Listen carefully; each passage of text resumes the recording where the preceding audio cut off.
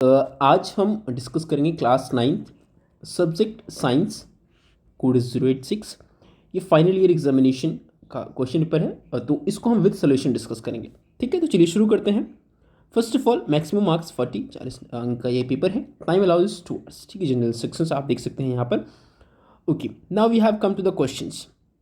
ठीक है, section A, write the symbol of any two of the following aluminium, iron, sodium, oxygen. इनके symbols आपको लिखने हैं। तो एल्यूमिनियम का सिंबल क्या, ए, आयरन का Fe, सोडियम का Na, ऑक्सीजन का O। किसी भी दो सिंबल्स आपको लिखना था। आगे चलते हैं। What is the polyatomic ion, give one example. Polyatomic ion क्या होता है? ठीक है, कोई भी एक उदाहरण दीजिए आप। तो a group of atoms carrying any charge. ठीक है, जिस पर कोई चार्ज लगा हो उसको पॉलीएटमिक आयन कहते हैं। तो यहाँ पर H+O2-। ठीक है, इसमें से कोई भी एक एग्जाम्पल आपको लेना था। आगे चलते हैं। Question number 2, aluminium has an atomic mass 27 and 13 protons in its nucleus. ठीक है, 27 एटॉमिक मास यूनिट है एल्युमिनियम का जो एटॉमिक मास है। How many neutrons does it have, what is the atomic number. ठीक है, मास ऑफ एल्युमिनियम ये है। नंबर ऑफ प्रोटॉन्स हमारे पास कितने हैं, जो है 13 है। नंबर ऑफ प्रोटॉन्स यहाँ पर दिया है 13 है। न्यूट्रॉन्स कितने होंगे, 14 होंगे, बिकॉज इन दोनों का सम जो है नंबर ऑफ एटॉमिक मास के बराबर होता है। ठीक है, मास नंबर के बराबर होता है नंबर ऑफ प्रोटॉन्स और न्यूट्रॉन्स का सम। तो प्रोटॉन्स हमारे पास दिए हैं तो न्यूट्रॉन्स के होंगे 14 होंगे। Definition, atomic number definition, the number of protons present in the nucleus of an atom of an element. ठीक है, कितने प्रोटॉन्स उसके न्यूक्लियस में प्रेजेंट हैं वो उसका एटॉमिक मास, एटॉमिक नंबर होता है। तो atomic number is equals to number of protons. तो नंबर ऑफ प्रोटॉन्स यहाँ पर 13 है। आगे चलते हैं। If the K and L cell have an atom of the full, then what would be the total number of electrons in the atom? What its valency। यानी K और L cell उसके fill हैं। तो अगर starting में हम बनाते हैं यहाँ पर तो ये K सेल हो जाती है सबसे फर्स्ट, उसके बाद L सेल, उसके बाद M सेल, ऐसे बनती जाती है। तो 2 8 8 ऐसे ऐसे होता है। ठीक है, पहले में 2 इलेक्ट्रॉन आ सकते हैं, दूसरे में 8, फिर 8, फिर 8, ऐसे ऐसे जो है ये कॉन्फिगरेशन होती है। तो number of electron in K shell 2 होगा, number of electron in L shell 8 होगा। तो टोटल इलेक्ट्रॉन्स कितने हो जाएंगे, 10 हो जाएंगे। 2 + 8 = 10। वैलेंसी क्या होगी, 0 होगी, because outermost electron fill है।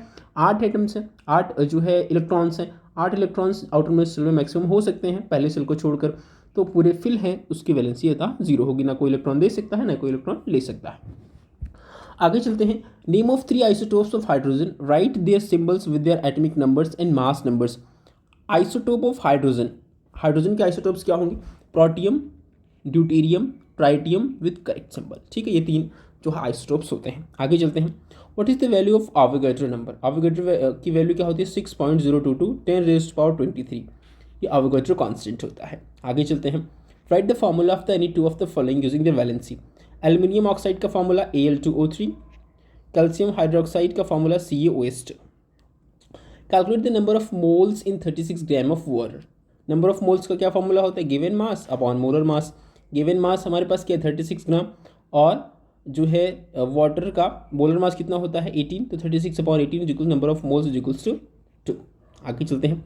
State the universal law of gravitation. Universal law of gravitation क्या होता है, every object in the universe attracts every other object with force F, which is proportional to the product of their masses and inversely proportional to the square of the distance between them। यानी उनके masses के product के बराबर होता है और inversely proportional होता है उनकी डिस्टेंस की। ठीक है, आगे चलते हैं। Write the formula to find the magnitude of gravitational force between the earth and object and the surface of the earth. तो ग्रेविटेशनल का अगर फाइंड करना है तो ये हमारे पास फॉर्मूला हो जाता है, F = G/m/d²। ठीक है, आगे चलते हैं। When do we say the work is done? List the conditions that are necessary। कब कहते हैं कि काम हुआ। काम कब होता है, जब डिस्प्लेसमेंट भी हो और फोर्स भी लगे। Work done in object is defined as the magnitude of the force multiplied by the distance moved by the object in the direction of the force। यानी जब उससे फोर्स लगाते हैं वो डिस्टेंस मूव करता है तब हम कहते हैं कि वर्क हुआ। तो कंडीशंस क्या है, फोर्स होनी चाहिए और डिस्प्लेसमेंट होनी चाहिए। अगर इनमें से कोई भी नहीं है तो हम ये नहीं कहते हैं कि काम हुआ। ठीक है, तो फोर्स भी होना चाहिए और डिस्प्लेसमेंट भी उसमें होना चाहिए। आगे चलते हैं। Name any 2 diseases caused by virus. Virus से कोई 2 डिसीज़ के नाम बताना है आपको। तो वायरल डिसीज़ आर पोलियो। ठीक है, पोलियो क्या है, वायरस डिसीज़ है। वायरस, पोलियो जो है वायरस से होता है। कॉमन कोल्ड ये भी वायरस से होता है। Chicken pox this is also virus से होता है। Covid is also from virus. Name any 2 disease that can prevented by vaccination. Vaccination से किन किन डिसीज़ को प्रिवेंट किया जा सकता है। Vaccine preventable diseases R TB, TB को वैक्सीन लगा के प्रिवेंट किया जा सकता है। पोलियो प्रिवेंट किया जा सकता है टेटनस, प्रिवेंट किया जा सकता है कोविड और एनी, ठीक है। Okay, now we have come to the section B. So diagrammatically the electron distribution in chlorine, atomic number 17 है, तो डायग्रामेटिकली अगर हम देखें तो ये जो है उसका न्यूक्लियस है। आउटर मोस्ट सेल में सबसे पहले 2 इलेक्ट्रॉन्स है, एक यहाँ पर एक यहाँ पर, ये के सेल है, ठीक है। उसके बाद एल सेल में 8 और K L N M, M shell में भी, एन सेल में भी 8, ठीक है। तो 2 7 होते हैं, एन सेल में जो है यहाँ पर 7 होंगे, तो 2 8 7 इसका इलेक्ट्रॉनिक कन्फिगरेशन हो जाएगी। यहाँ पर ये फिगर आपको दी गई है। Define the valency and atomic number. Valency combining capacity of an element, ठीक है। कंबाइनिंग कैपेसिटी ऑफ एलिमेंट को कहा जाता है वैलेंसी, कितना वो उसके अंदर कंबाइनिंग कैपेसिटी है। Atomic number, total number of protons present in the nucleus of the atom, ठीक है, कि नंबर ऑफ प्रोटॉन्स कितने हैं न्यूक्लियस में, वो जो है एटॉमिक नंबर बताता है। आगे चलते हैं। Element X has an atomic number 12, atomic mass 26. It combines with another element Y, whose electronic configuration is 287. What will be the formula of the compound formed? So, how did you arrive at this formula? Electronic configuration of X, ठीक है। X का electronic configuration क्या है? 2 8 2, यानी 12 इसको atomic number दिया है, तो एटॉमिक कन्फिग्रेशन क्या हो जाएगी? 282, ठीक है। Y का इलेक्ट्रॉनिक कन्फिग्रेशन Y का क्या हो जाएगा? 2 8 से, जो कि यहाँ पर दिया गया है, ठीक है। तो अब यहाँ पर हम क्या देखते हैं कि आउटर मोस्ट सेल में 7 इलेक्ट्रॉन्स है, इसका मतलब कि एक जो है इसकी वैलेंसी क्या होगी? 1 होगी, बिकॉज ये एक इलेक्ट्रॉन लेना चाहेगा ना कि 7 छोड़ना चाहेगा, तो इसकी वैलेंसी कितनी है? 1 है। और यहाँ पर X 282, X का जो इलेक्ट्रॉनिक कन्फिग्रेशन 282 है, अब ये 2 इलेक्ट्रॉन छोड़ना चाहेगा, ठीक है। तो 2 इलेक्ट्रॉन इसके पास है देने के लिए। अब Y एक ऐसा एलिमेंट है जिसको एक ही इलेक्ट्रॉन चाहिए होता है, तो हमें Y की कितनी आवश्यकता होगी? 2 Y की आवश्यकता होगी। जब 2 Y की आवश्यकता होगी तो 2 8 8 2 8 8 2 कन्फिग्रेशन बन जाएगा। तो इसी तरह हमारे पास फॉर्मूला क्या हो जाएगा? XY2, ठीक है। XY2 जो कंपाउंड वो है वो बनेगा। आगे चलते हैं।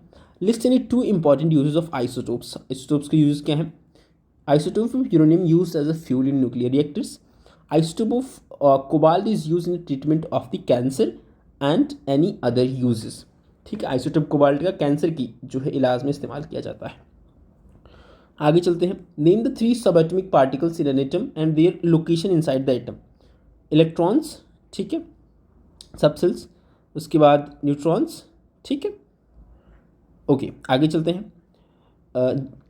At 0.2 gram of compound of oxygen, boron was formed by analysis contains 0.96 boron and 1.44 of oxygen. Calculate the percentage of composition of the compound by weight. ठीक, कंपाउंड के साथ क्या क्या मिला है? बोरोन मिला है और ऑक्सीजन मिला है। बोरोन का हमारे पास मास कितना है? ये है। ऑक्सीजन का मास ये, टोटल मास हमारे पास ये है। तो परसेंटेज कंपोजिशन आसानी से निकाला जा सकता है। बोरोन की परसेंटेज कंपोजिशन क्या कैसे निकालेंगे? बोरोन की मात्रा 0.96 है, 0.096 है, अपॉन टोटल कितना है? इंटू 100, ये कंपोजिशन निकालने का फॉर्मूला है, ठीक है। तो यहाँ पर परसेंटेज ऑफ बोरोन हमारे पास आ गया 40%, तो ऑक्सीजन परसेंटेज जो आ जाएगा वो 60% आएगा, बिकॉज दोनों मिलकर 100% जो कि एक कंपाउंड बना रहे हैं। आगे चलते हैं। Calculate the mass of 0.2 mole of oxygen atoms, ठीक है। तो मास क्या होता है? Mass is equals to molar mass into number of moles. Molar mass हमारे पास ऑक्सीजन कितना है? 60, नंबर ऑफ मोल्स 0.2 दिया है, तो answer is 3.2 gram. 10th, a bullock exert force this Newton 140 Newton on a plow. Plow means होता है जोतना। The field being plowed is 15 meters, यानी 15 मीटर खेत जुता है, इतना फोर्स लगा है, डिस्टेंस इतना है। How much work is done plowing the length of the field? यानी वर्क कितना हुआ? तो वर्क बराबर फोर्स इंटू डिस्प्लेसमेंट। फोर्स हमारे पास कितना लगा? 140 न्यूटन। डिस्टेंस कितना हुआ? 15 मीटर। तो इन दोनों को मल्टीप्लाई करेंगे तो जो वर्क आ जाएगा वो 210 न्यूटन मीटर आ जाएगा, ठीक है। आगे चलते हैं। Right an expression for the kinetic energy of an object. What is kinetic energy? तो के इज इक्वल्स टू क्या होता है? हाफ mv², ठीक है। ये सभी ने पढ़ा होगा, यहाँ भी दिया गया है definition. The energy possessed by an object due to its motion, यानी किसी ऑब्जेक्ट में गति के कारण जो ऊर्जा होती है उसको गतिज ऊर्जा कहते हैं। Question number 11th, a stone is thrown vertically upward with an initial velocity this.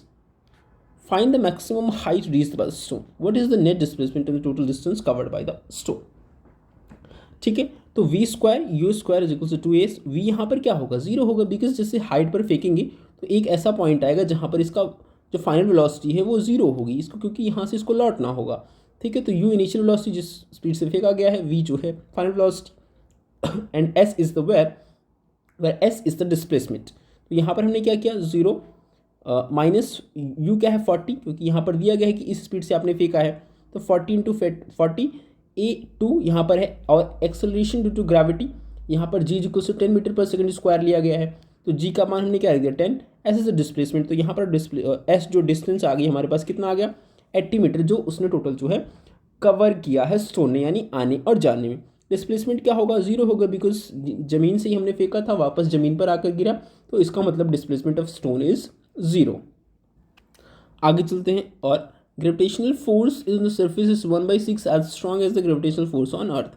What is the weight in newtons as 10 kg objects move on earth? Weight of moon is equals to what, 1/6 the weight of the earth, यानी पृथ्वी पर जितना आपका wait है उसका 1/6वां भाग क्या होता है, चंद्रमा पर होता है। तो वेट ऑन अर्थ हमने क्या निकाल लिया, मास इंटू ग्रेविटी। मास क्या है हमारे पास 10 kg है, जी की वैल्यू क्या होती है 9.8 मीटर पर सेकेंड स्क्वायर, कभी कभी जी को 10 भी ले लेते हैं। तो जैसे ही हमने जी की वैल्यू यहाँ पर रखी, हमारे पास 98 न्यूटन आ गया, वेट ऑन दी अर्थ आ गया। तो जैसे ही वेट ऑन दी अर्थ यहाँ पर रखेंगे, इसका 1/6 करेंगे, हमारे पास आ जाएगा 1/6 इंटू 9.98 न्यूटन, हमारे पास आ जाएगा 1.67 न्यूटन, जो कि वेट ऑन द मून हो जाएगा, यानी 1/6वां भाग क्या होता है, वेट ऑन अर्थ। ठीक है, आगे चलते हैं। 12th question, what is the infectious disease, non infectious disease, give examples. Infectious disease that spread from the diseased person to healthy person. ठीक है, एयर से होता है, वाटर से होता है, फिजिकल कॉन्टैक्ट से होता है, कोल्ड है, चिकन पॉक्स है, स्मॉल पॉक्स है, कोविड-19 है, ये सब क्या है, ये इन्फेक्शियस डिसीज है। नॉन इन्फेक्शियस डिसीज क्या होता है, do not spread from diseased person to healthy person through air, water, physical contact, for examples cancer हो गया, मलेरिया हो गया, ये सब नॉन इन्फेक्शियस डिसीज हैं। ठीक है, आगे चलते हैं। 2 measures prevent the infectious disease. Preventive measures में हम क्या लिख सकते हैं, सोशल डिस्टेंसिंग है, सैनिटाइज करते रहिए अपने आप को। ठीक है, आगे चलते हैं। HIV एड्स क्या है, ठीक है, acquired immunodeficiency syndrome that is AIDS. ठीक है, एंटीबायोटिक्स क्या होती हैं, how do they work, immunization क्या होता है, प्रतिरोधकता क्या होती है, रोग प्रतिरोधक क्षमता क्या होती है, वो आपको एक्सप्लेन करना है। ठीक है, सेक्शन सी पर आ जाते हैं। ठीक है, 2 केस स्टडी बेस्ड क्वेश्चन है, 14 और 15। मैं इनकी डायरेक्ट आपको आंसर्स बता रहा हूँ, इनको आप रीड करेंगे। ठीक है, पैसेज को ध्यानपूर्वक पढ़ना है, then you have to give the answers. First part, which postulate of Dalton's atomic theory is the result of the law of conservation of mass? The correct answer is first. Atoms can neither be created nor be destroyed. B part, which postulate Dalton's atomic theory explains law of definite proportions? Answer is second. An element consists of atom having fixed mass and the number of kind of atoms in compound is fixed.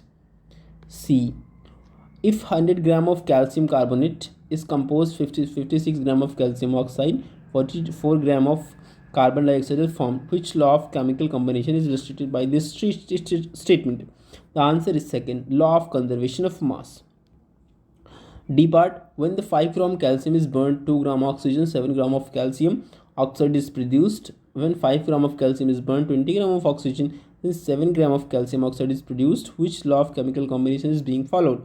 The answer is law of constant proportions. Question number 15, आप इस passage को read करेंगे, मैं सीधा questions पर आ रहा हूँ। The value of G is taken as positive when a body is, answer is dropped from a certain height. B, velocity of an object at maximum height in case it has been thrown vertically upward, answer is 0. During the free fall, the acceleration of the object is constant, answer is the constant. The value of G is taken as negative when a body is thrown vertically upwards. ठीक है, okay, this was the question paper of class 9th subject science, the final examination. That's enough for this one. Thank you.